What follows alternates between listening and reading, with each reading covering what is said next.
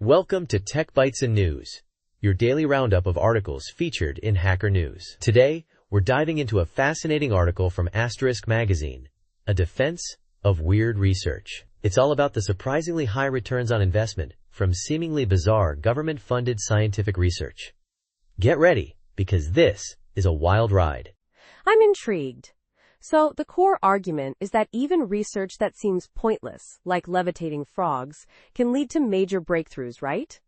I mean, levitating frogs? Exactly.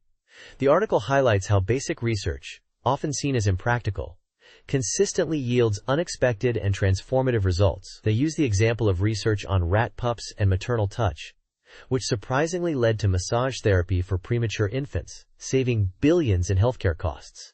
Billions! Wow. That's a compelling example. But how do they justify the seemingly less practical research, like, the frog levitation stuff? They argue that scientific progress isn't linear. Basic research, which focuses on fundamental principles, often precedes applied research, which develops specific technologies. The frog research, for instance, while seemingly odd, contributed to a new theory of rehydration, leading to oral rehydration therapy, saving millions of lives. It's all connected, you see. I see. So it's a long-term investment strategy. But doesn't the private sector have an incentive to fund this kind of research too? I mean, there's profit to be made, right? That's where the article gets really interesting. They argue that several structural barriers prevent the private sector from fully embracing basic research. First, the long timelines involved, often 20 years or more, are a major deterrent for investors focused on short-term returns. Second, basic research is a public good. Its benefits are widely shared, making it difficult for any single company to capture the full value of its investment. Think CRISPR, built on decades of publicly funded research. Right, the public good aspect makes sense. But what about the argument that the government isn't good at picking winners? How do they address that? The article counters this by explaining that government agencies like the NIH and NSF use peer review processes to evaluate grant applications. It's a form of internal competition, ensuring that only the strongest proposals get funded. It's not perfect, but it's a system designed to mitigate the risk. Okay, so peer review is their answer to the picking winners problem.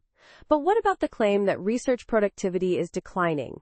Is that a valid concern? The article acknowledges this decline, but suggests it might be due to institutional hurdles like bureaucracy and a focus on short-term results, rather than an inherent limitation of scientific discovery. They propose reforms to the funding mechanisms, such as simplifying grant applications and extending grant cycles, to encourage more bold, exploratory research. It's about fixing the pipeline, not abandoning the whole endeavor.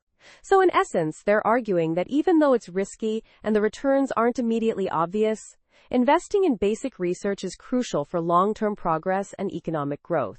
And that even seemingly weird research is worth the investment. Precisely. The article concludes that while predicting success is impossible, history shows that even seemingly inefficient investments in basic science often yield transformative returns. By funding the speculative and the strange, we're making some of the best bets for our collective future. And that, my friends, is a powerful message. Thanks for joining us on Tech Bytes and News. We hope you enjoyed this deep dive into the fascinating world of weird research. Have a great day. Bye-bye.